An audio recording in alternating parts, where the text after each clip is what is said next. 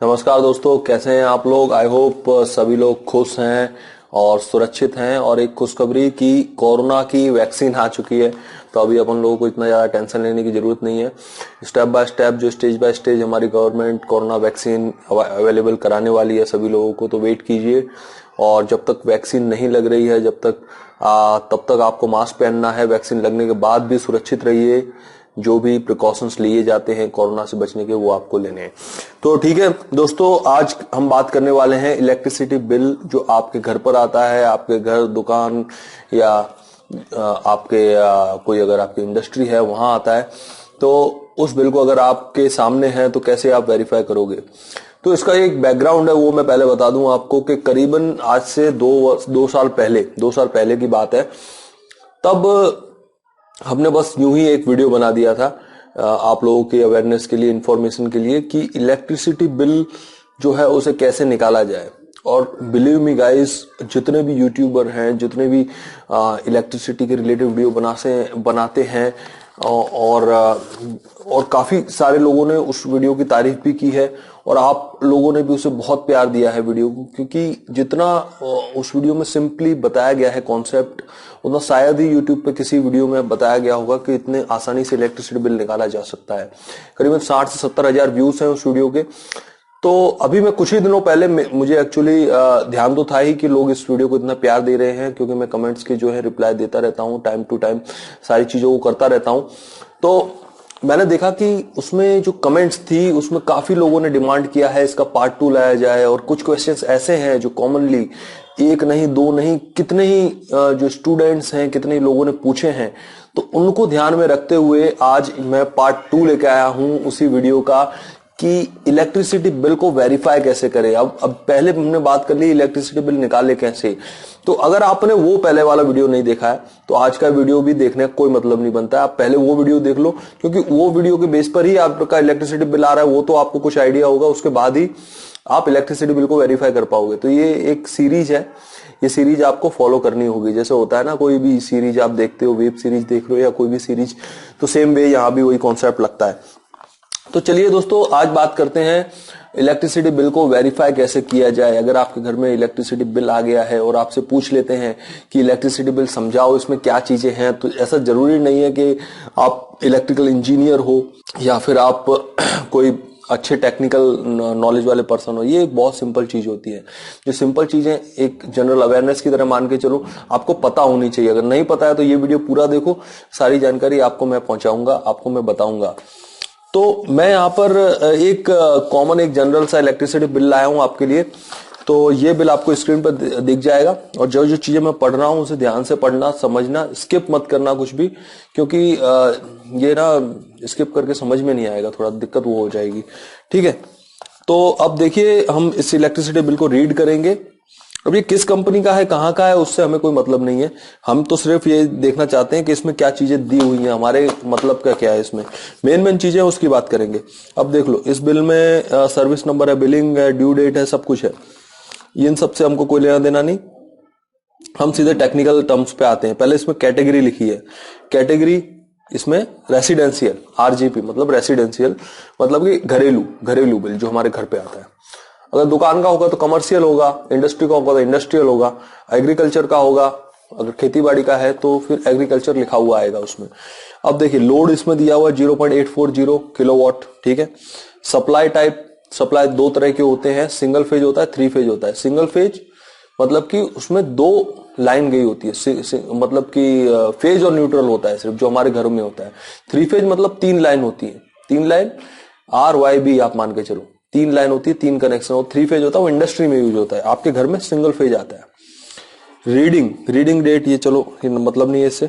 अब देखिए, इसमें लास्ट रीडिंग इसमें दी हुई है, और इसमें प्रेजेंट रीडिंग दी हुई है और पास्ट रीडिंग दी हुई है। इन दोनों का इन्होंने माइनस किया हुआ है, मतलब कि जिस दिन इन्होंने रीडिंग लिया उससे पहले कौन सा रीडिंग था उसमें से माइनस करके मल्टीप्लायर दिया हुआ है। मल्टीप्लायर के साथ इन्होंने यूनिट बता दी 320।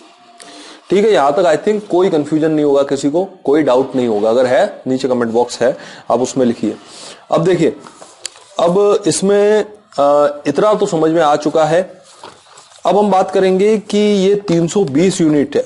320 यूनिट का इन्होंने चार्ज किस तरह से लिया है। तो इसका जो चार्ज स्ट्रक्चर है उसके लिए बिल के पीछे दिया होगा, या फिर हो सकता है कई सारे बिल में बिल के पास में ही, या फिर मे भी सामने वाले पेज पे ही हो, पीछे ना हो, या लेकिन कहीं ना कहीं होगा, वेबसाइट पे भी हो सकता है। अगर नहीं है कहीं भी तो आप फोन करके भी पूछ सकते हो इलेक्ट्रिसिटी कंपनी के, I am a consumer and I want to know what is your electricity tariff structure.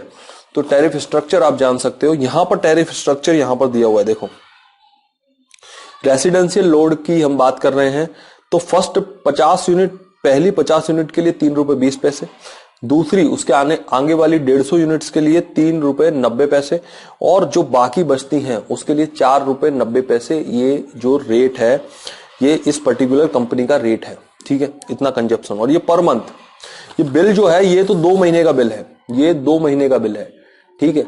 पर ये जो यूनिट्स के रेट हैं, टैरिफ स्ट्रक्चर है, वो पर मंथ है। मतलब कि एक महीने में जो पहली 50 यूनिट आप कंज्यूम करोगे उसका चार्ज 3 रुपए 20 पैसे रहेगा, उसके आगे आने वाली 150 यूनिट के कंजप्शन का चार्ज 3 रुपए 90 पैसे, और उसके भी आगे आने वाली यूनिट्स का चार्ज 4 रुपए 90 पैसे रहेगा, ठीक है। तो यहां तक आई होप, मैं उम्मीद करता हूं कि आपको सारी चीजें क्लियर है। करते हैं नेक्स्ट पर। यहां पर सबसे पहली लाइन आप अगर देखें तो electric energy charges, energy charges ये है 1178। अब ये कैसे आया कैलकुलेशन, हमारी यूनिट्स कितनी कंज्यूम हुई है 320। अब यहां पर 320 में से इस पर्टिकुलर बिल का हम देखें तो हम ऐसा मान लेंगे इन 320 यूनिट में से फर्स्ट मंथ 160 यूनिट कंज्यूम हुई है, सेकंड मंथ भी 160 यूनिट्स ही कंज्यूम हुई हैं। तो अगर फर्स्ट मंथ 160 यूनिट्स कंज्यूम हुई हैं तो आपका जो बिल है वो किस तरह से बनेगा वो बता देता हूं मैं। तो अगर फर्स्ट मंथ 160 यूनिट्स कंज्यूम हुई हैं, ठीक है, तो उसकी फर्स्ट 50 यूनिट्स होंगी ना, उसको मल्टीप्लाई आप कर दो, यहां पर 3 रुपए 20 पैसे दिया है फर्स्ट 50 यूनिट का, ठीक है। तो उसको मल्टीप्लाई करोगे तो 160 रुपीज आपका जो है बिल अमाउंट हो जाएगा। उसके आगे आने वाली यूनिट्स हैं जो 160 है ना, तो 160 में से 50 चला गया तो 110 बचा। तो 110 यूनिट्स को आप मल्टीप्लाई कर दो 3 रुपए 90 पैसे से, तो ये 429 रुपए अमाउंट आएगा। अब इन दोनों को आप टोटल कर लो, इन दोनों को टोटल कर लोगे तो करीबन आपका हो गया ये 9, 8 और ये 5, 8 और 9, 589, ठीक है। 589 प्लस 589 आप कर दो तो आई थिंक आपका यही बन जाएगा 1178 रुपए का बिल, ठीक है। तो ये जो आपका 11, ये क्योंकि 589 ये 1 मंथ का है, सेकंड मंथ में भी सेम चीज है, तो 589 प्लस 589 ये आपका 1178 रुपए का बिल इस तरह से आया है। ये तो सिर्फ यूनिट चार्जेस जो कंपनी दे रही है, कंपनी का जो एक particular fix charge, unit charge है जो फिक्स है। अब नेक्स्ट बढ़ते हैं। अब ये दूसरा चार्ज आपसे क्या ले रहे हैं, FPPPA चार्जेस। अच्छा, FPPPA इसका फुल फॉर्म क्या होता है वो बताता हूं मैं आपको। ये होता है fuel power purchase price adjustment. अब ये क्या चीज है, fuel power purchase price adjustment. तो मैं आपको एक चीज बताऊंगा कि जो भी इलेक्ट्रिसिटी आपके घर आ रही है वो एक पावर प्लांट से आती है, आपको जैसे पता होगा। जो भी आपका इलेक्ट्रिसिटी जो पावर जनरेशन पर्टिकुलर प्लांट से होता है। अब मैं आपको बताता हूं कि कितने टाइप्स के प्लांट होते हैं। एक होता है थर्मल पावर प्लांट, एक होता है हाइड्रो, एक होता है न्यूक्लियर, ठीक है। उसके अलावा नॉन कन्वेंशनल पावर प्लांट्स भी होते हैं, जैसे कि टाइडल एनर्जी हो गया, विंड एनर्जी हो गया, सोलर एनर्जी हो गया। वो नॉन कन्वेंशनल है, मतलब सोलर से, मतलब कि सौर ऊर्जा से जो एक बिना पॉल्यूशन वाली ऊर्जा है, और वो अनंत है, वो कभी खत्म नहीं हो रही है, ऐसा मानते हैं, ठीक है। विंड है, वो कभी खत्म नहीं हो रही है, इसलिए वो नॉन कन्वेंशनल में आती है। रिन्यूएबल वो अलग है। तो ये जो पावर आपके घर पे आ रहा है वो जनरली किसी ना किसी कन्वेंशनल एनर्जी सोर्सेस से आ रहा है, ठीक है। कन्वेंशनल का मतलब कि आप ले लो ये मैंने बताया आपको थर्मल पावर प्लांट, जो कोयले से जलाते हैं, आग जला के जो पानी है, पानी को गर्म करते हैं, पानी को गर्म करके उसका भाप बनाते हैं, भाप बना के भाप को और गर्म करते हैं, भाप को सुपर हीट कर देते हैं, सुपर हीट करने के बाद उसे टरबाइन चलाया जाता है, टरबाइन से जनरेटर चलता है और जनरेटर से इलेक्ट्रिसिटी मिलती है। वो इलेक्ट्रिसिटी आपके घर तक आती है डिस्ट्रीब्यूशन नेटवर्क के जरिए। तो ये पूरी प्रोसेस होती है। ऐसे सेम वे हाइड्रो में पानी से टरबाइन चलाते हैं, पानी से टरबाइन चलाने के बाद जो इलेक्ट्रिसिटी है वो आपके घर तक आती है। न्यूक्लियर में न्यूक्लियर टेक्नोलॉजी का यूज करते हैं, रिएक्टर्स का यूज होता है। तो कुछ भी हो, कोई भी एक पावर जनरेटिंग सोर्स हो, तो उसमें मतलब कि fuel power purchase price adjustment, मतलब कोयला है तो कोयले की जो रेट्स हैं वो कम ज्यादा हो सकती हैं, ठीक है। फ्यूल पावर परचेस मतलब कि जो फ्यूल परचेस किया जाता है, कोयला परचेस करना पड़ेगा।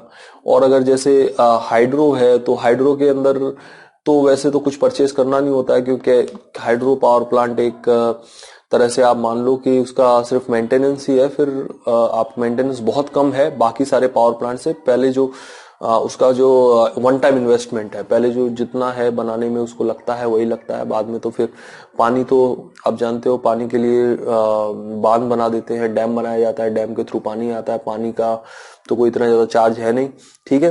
अगर सेम अगर उसके सामने आप थर्मल देखो तो कोयला लाना पड़ता है रेलगाड़ियों के जरिए, या फिर कोई भी एक कन्वीनियंस है तो मतलब कि फ्यूल जो है, फ्यूल की रेट्स हैं वो रिवाइज होती रहती हैं थर्मल पावर प्लांट के केस में, ठीक है।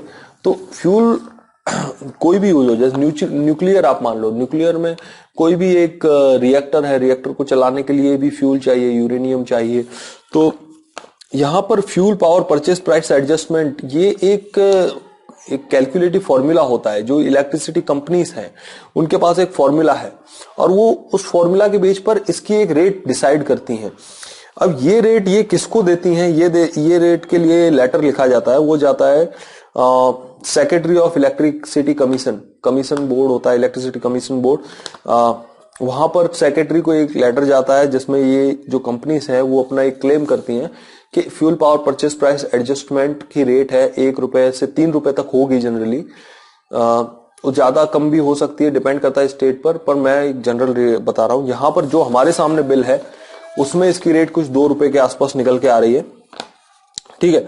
तो ये जो रेट है FPPPA रेट, वो रेट यहाँ पर कंपनीज ऐड करती हैं कि फ्यूल के रेट्स हैं वो इतनी बढ़ी या कम हुई, उसके हिसाब से फ्यूल कितना लगा, वो एक वेरिएबल हो जाता है। मतलब कि उसे आप मतलब प्लांट पर नहीं डाल सकती कोई भी कंपनी के ये प्लांट मतलब कि फ्यूल की रेट फिक्स नहीं है, तो इसलिए प्लांट पर कभी भी नहीं आ सकती ये चीज, इसलिए हमेशा इस रेट को वेरिएबल रखा जाता है। तो यहाँ पर इसी वजह से ये FPPA चार्जेस सेपरेट है, इसे यूनिट में कैलकुलेट नहीं करते, सेपरेटली कैलकुलेट किया हुआ है, क्योंकि कम ज्यादा हो सकती है, मंथ बाय मंथ वेरी हो सकती है। फिक्स चार्जेस, ठीक है, जैसे आपके ये आप मान के चलो ये आपके पेट्रोल डीजल के भाव है कैसे बढ़ते कम होते हैं, उसी तरह सेम वे, ठीक है, फ्यूल चार्जेस। और फिक्स चार्जेस हैं, फिक्स चार्जेस मतलब कि आपका मीटर का इंस्टॉलमेंट आ गया, मीटर का रेंट आ गया, वो फिक्स चार्जेस में। ये भी यहाँ पर देखो दिया हुआ है, पीछे की तरफ आओगे तो पर मंथ कुछ सिंगल फेज मीटर का चार्ज है 25 रुपए, तो 2 महीने के हिसाब से इसका फिक्स चार्ज हो गया 50 रुपए जो यहाँ पर दिया हुआ है, ठीक है। तो 50 रुपए उसका गिन लिया। अब गवर्नमेंट ड्यूटी मैं बताता हूँ आपको। गवर्नमेंट ड्यूटी ये गवर्नमेंट लेती है, ये एक तरह का टैक्स है, ये भी देखो पीछे यहाँ पर दिया हुआ है। रेसिडेंशियल पे 15%, मतलब जो भी आपका बिल आ रहा है उसका 15%। अब देखो आप, हमारा बिल यहाँ पर कितना जनरेट हो रहा है, ये total charges without government duty 1903 रुपए। अब इसका आप जब 15% निकालोगे तो ये आपका कुछ 285 रुपीस आएगा, और वो ऐड होने के बाद आपका ये बिल बनता है 2188 रुपए का, ठीक है, 0.68। और इसमें जो पिछला बिल कोई बाकी है तो वो ऐड कर लिया जाएगा, डिलेड पेमेंट का चार्ज है वो ऐड कर लेंगे, तो टोटल जो बिल है उस तरह से आपका बन के आता है। तो ये था इलेक्ट्रिसिटी बिल, कैसे आप वेरीफाई कर सकते हो। स्टेट बाय स्टेट बहुत सारे फैक्टर्स हैं जो हो सकता है किसी इसमें जो मेंशन नहीं है वो दूसरे स्टेट में हो, तो आप वो देख लेना। अगर आपके पास भी कोई नया फैक्टर है तो आप हमारे कमेंट बॉक्स में बताना, हम आपको जरूर बताएंगे कि उस फैक्टर का क्या मतलब है, इलेक्ट्रिसिटी बिल में किस तरह से वो इंपॉर्टेंस रखता है। अब कुछ दूसरी जो टैरिफ स्ट्रक्चर की नॉलेज है वो मैं आपको देता हूं। हमने सिंगल फेज की बात की, हमने बात की सिर्फ सिंगल फेज की। अब हम यहाँ पर देखते हैं कि चैरिटेबल ट्रस्ट है तो उनका चार्ज कितना लगता है। फर्स्ट 200 यूनिट का 4 पॉइंट, तो मतलब कि गरीबी रेखा के नीचे हैं, BPL कस्टमर्स हैं तो उनके लिए अलग चार्जेस हैं, एग्रीकल्चर के लिए अलग चार्जेस हैं, तो ये आप खास देखना। तो इस तरह से किस तरह से मतलब कि इलेक्ट्रिसिटी कंपनी एक टैरिफ को फ्रेम करती है, ये सीखने वाली चीज है। ये ड्यूटीज देखिए, गवर्नमेंट ड्यूटीज किस तरह से कम ज्यादा है। तो तो आई थिंक हमने जितने भी पैरामीटर्स थे इलेक्ट्रिसिटी बिल के वो यहाँ पर कवर कर लिए हैं। आई होप आपको जो है एक इलेक्ट्रिसिटी बिल कैसे आता है उसकी कुछ अब समझ में तो आ गया होगा, किस तरह से बिल बनाया जाता है, क्या उनमें कौन कौन से फैक्टर्स हैं, क्या फिक्स चार्जेस होते हैं, क्या एफपीपीए चार्जेस होते हैं।